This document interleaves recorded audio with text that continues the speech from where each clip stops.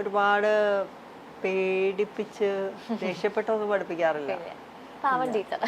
ഞാൻ അവരുടെ കൂടെ എന്തെങ്കിലും കളിചിരിയൊക്കെ പറഞ്ഞ് എന്തെങ്കിലുമൊക്കെ കളിയാക്കി, ഇതെന്തത് മുദ്ര പിടി കണ്ടാൽ എനിക്ക് എന്നെ മാതാൻ പോണ പോലെ ഉണ്ടല്ലോ, ഇതെങ്ങനെയാണോ മുദ്ര പിടിക്കുന്നത്, അങ്ങനത്തെ ഒക്കെ കളിയാക്കലും കുഞ്ഞു കുഞ്ഞു തമാശകളൊക്കെ പറഞ്ഞിട്ടാണ്. അപ്പൊ പിള്ളേര് കുറച്ച് അറ്റൻറ്റീവായിട്ട് നിൽക്കും. പേടിയില്ലെങ്കിൽ, എനിക്ക് പേടിപ്പിച്ച് പഠിപ്പിക്കാൻ ആക്ച്വലി അറിയില്ല. അതോടെ അങ്ങനെ പേടിപ്പിച്ച് പഠിപ്പിക്കാറില്ല. അപ്പൊ ഫുൾ നമ്മൾ കളിയും ഫണ്ണും ഒക്കെ ആയിട്ട് തന്നെയാണ്. ഇനിയിപ്പോ സിനിമയിലേക്ക് തിരിച്ച് വരുന്നുണ്ടോ? ഇപ്പൊ നവ്യ ചേച്ചി 12 ഇയേഴ്സിന് ശേഷം വന്നു. ഇപ്പൊ ചേച്ചി ആകാശഗംഗ 2 ചെയ്തു. പക്ഷെ എന്നാലും ഇനിയിപ്പോ സിനിമയിലേക്ക് തിരിച്ചു വരാൻ പ്ലാൻസ് ഉണ്ട്. എനിക്ക് ഉറപ്പാണ് സ്ക്രിപ്റ്റ് ഒന്നും കേൾക്കാതെ ഇരിക്കുന്നുണ്ടാവില്ല. ആകാശഗംഗ 2 ആക്ച്വലി ഞാനായിട്ട് അഭിനയിച്ചില്ല. അവര് ഇനിഷ്യൽ മൂവിയുടെ ക്ലിപ്സ് ചേച്ചിയുടെ പ്രസൻസ് അതിനകത്തുണ്ടല്ലോ. തീർച്ചയായിട്ടും ഉണ്ടാവും.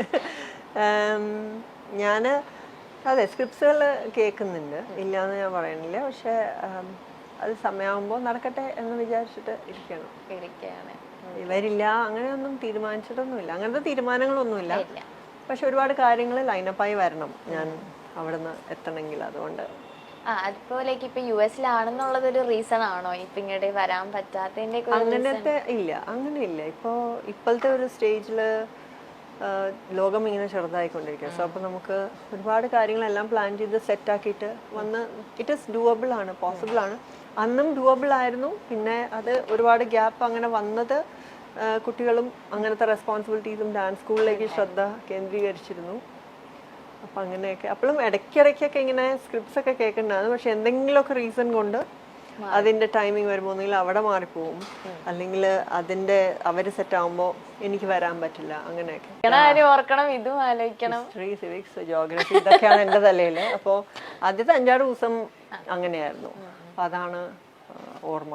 പക്ഷെ ഇപ്പോഴും ചേച്ചിക്ക് സത്യം പറഞ്ഞാൽ മാറ്റമൊന്നുമില്ല. എനിക്ക് ഇപ്പോഴും ആ സിനിമ ഓർക്കുമ്പോ അതേപോലെ പറഞ്ഞിരിക്കണം. മണിച്ചേട്ടൻ എങ്ങനെയായിരുന്നു സെറ്റില്? ഭയങ്കര എന്റർടൈനിങ് ആയിരിക്കും. വളരെ എന്റർടൈനിങ് ആയിരുന്നു. അതെ, ഒരുപാട് നല്ല മെമ്മറീസ് ഉണ്ട് ആക്ച്വലി.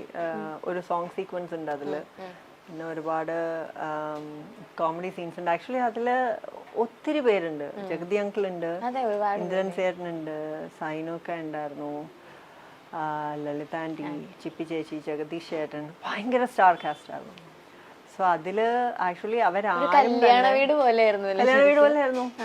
എന്നിട്ട് അവരാരും, രാജു അങ്കിൾ ഉണ്ടായിരുന്നു, അവരാരും ഒരു ബിഗിനർ ആണ് നമ്മുടെ കൂടെ. അങ്ങനത്തെ ഒരു സ്ട്രെസ് എനിക്ക് ഫീൽ ചെയ്തിട്ടേ ഇല്ല. ഇപ്പൊ എന്തെങ്കിലും ഡയലോഗ്, ദിലീപ് ഏട്ടനാണെങ്കിലും എന്തെങ്കിലും ഡയലോഗിന്റെ പ്രാക്ടീസോ റിഹേഴ്സലോ, പിന്നെ ആദ്യത്തെ സിനിമയല്ലേ, അപ്പൊ നമ്മള് ഹെവി ആയിട്ടുള്ള, അതായത് ഇപ്പോൾ കരയണ സീനും അങ്ങനത്തെയൊക്കെ സീക്വൻസ് വരുമ്പോഴും നമ്മളെ പരിചയമായി വരുന്നല്ലേ. ഇപ്പൊ തന്നെ നമ്മൾ തന്നെ ഇപ്പോൾ നമ്മളുടെ മുഖത്തെ face muscles are doing that ഒരു ഇമോഷൻ. ഇപ്പോൾ രൗദ്രമാണെങ്കിൽ അത്, അല്ലെങ്കിൽ സർക്കാസ്റ്റിക് ആയിട്ട് നോക്കലാണെങ്കിൽ അത്, കണ്ണിങ്നെസ് ആണ്. Emotions that come out are same. പക്ഷെ നമ്മുടെ ലുക്ക് മാറുമ്പോൾ ആൻഡ് ദെൻ ഓഫ് കോഴ്സ് ആ ക്യാരക്ടർ എന്നുള്ള രീതിയിൽ സ്ക്രിപ്റ്റിംഗ് വരുമ്പോൾ ആളുകളിലാണല്ലോ ഒരു ഇതുണ്ടാവുക. ഒരു മറവത്തൂർ കനവ്. ഒരു മറവത്തൂർ കനവ്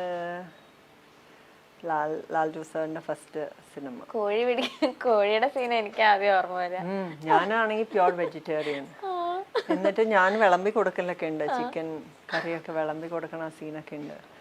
പിന്നെ കുറേ ഓടുന്ന സീക്വൻസ് ഉണ്ടായിരുന്നു. ഒരു പാവടയും ബ്ലൗസും എടുത്തിട്ട് രാവിലെ തൊട്ട് ഓടാൻ തുടങ്ങി. എല്ലാ ദിവസവും രാവിലെ ഓടലായിരുന്നു. ഇവിടെ നിന്ന് ഇങ്ങോട്ട് ഓടൂ, ഓക്കെ. രാവിലെ ബ്രേക്ക്ഫാസ്റ്റിന് മുമ്പ് കുറച്ച് പോയി ബ്രേക്ക്ഫാസ്റ്റ് കഴിച്ചോളൂ. അപ്പൊ നമ്മൾ എക്സസൈസ് ഒന്നും ചെയ്യണ്ട. രാവിലെ എഴുന്നേരം എന്തായാലും അതൊരു ഓറഞ്ചും മഞ്ഞയും ഇങ്ങനെ അത് ഇട്ടിട്ട് ഈ പൊള്ളാച്ചിയിലെ വെയിലില് നല്ല സുഖം. രാവിലെ 7 മണി നല്ല സുഖം.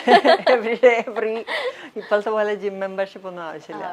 ഡെയിലി രാവിലെ അതായിരുന്നു ഒരു മെമ്മറി. നല്ല ലൊക്കേഷൻ ആയിരുന്നു തോന്നുന്നു, ആ വീടിരുന്ന സ്ഥലവും എല്ലാം. അതെല്ലാം അവര് ഒരുമാതിരി പകുതിയൊക്കെ സെറ്റ് ഇട്ടതാണ്. പിന്നെ അതിൽ സുകുമാരിയമ്മ ഉണ്ടായിരുന്നു. അപ്പം ഞാനും എൻ്റെ അച്ഛനും സുകുമാരിയമ്മയും കൂടെ ഇങ്ങനെ, സുകുമാരിയമ്മ ഒരുപാട് അമ്പലങ്ങൾ അറിയാം, എപ്പോഴും അമ്പലങ്ങളിലൊക്കെ പോകും. അപ്പോൾ ഡെയിലി നമ്മളിപ്പോൾ ഉച്ചയ്ക്കാണ് ഷൂട്ടിംഗ് എന്നൊക്കെ പറഞ്ഞാൽ നമ്മൾ രാവിലെ വണ്ടി എടുത്ത് മരുതമല, മോളെ നീ അവിടെ പോയിട്ടുണ്ടോ, ശരി മാ ബാ നമുക്ക് പോവാം. ഇങ്ങനെ ഞങ്ങൾ അങ്ങനെ കുറേ അമ്പലങ്ങൾ, ആ ഏരിയയിലുള്ള കുറേ അമ്പലങ്ങളൊക്കെ, കാരണം സുകുമാരിയമ്മ ഒരുപാട് ഷൂട്ടിംഗ് ചെയ്തിട്ടുള്ളതാണ് അതെ അവിടെ. അതെ അപ്പൊ ഷീ നോസ് എല്ലാ സ്ഥലങ്ങളും.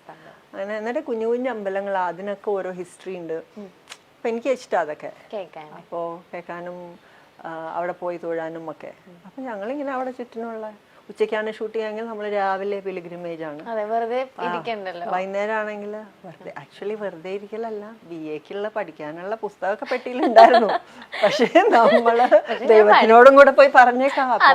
അവിടുന്ന് ആദ്യം അതെ അത് ആദ്യം വർക്കൗട്ട് ആക്കാം, പിന്നെ നമുക്ക് പെട്ടി തുറക്കാം. അപ്പോ എപ്പോഴും ഇങ്ങനെ എൻ്റെ അമ്മ നിനക്ക് ഷൂട്ടിംഗ് ഇല്ല, ഇന്ന് വെറുതെ ഇരിക്കുകയാണെന്ന് നീ പറയരുത്, നിന്റെ പെട്ടിയിലെ ബുക്കുള്ളത് നീ മറക്കരുത്. അമ്മ ടീച്ചറായിട്ട് അത് ഉള്ളിൽ ഇങ്ങനെ വരും. എന്റെ പ്രീ ഡിഗ്രിയും ഡിഗ്രിയും ഒക്കെ സിനിമയുടെ കരിയർ ഉള്ള സമയത്ത് തന്നെയാണ് ഞാൻ ചെയ്തത്. പക്ഷെ അമ്മ അത് ഭയങ്കരമായിട്ട് നോക്കാം. അമ്മ കൂടെ വരുന്ന സമയത്താണല്ലേ കുറച്ചും അച്ഛനാണ്.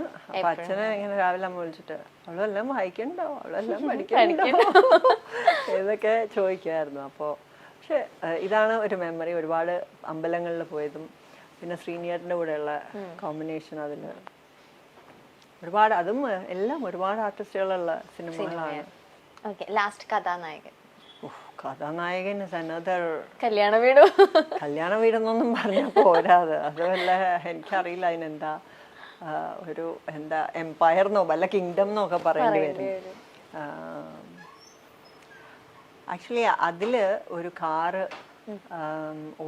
എനിക്ക് സമ്മാനമായിട്ട് തരുന്നുണ്ടെന്നൊക്കെ പറഞ്ഞിട്ട്, അപ്പം ഞാൻ അതിന് തൊട്ട് മുമ്പ് ഒരു സിനിമ കഴിഞ്ഞ് രണ്ടാമത്തെ സിനിമ കുറച്ച് ഗ്യാപ്പേ ഉള്ളൂ, അതെൻ്റെ മൂന്നാമത്തെ ചിത്രമായിരുന്നു.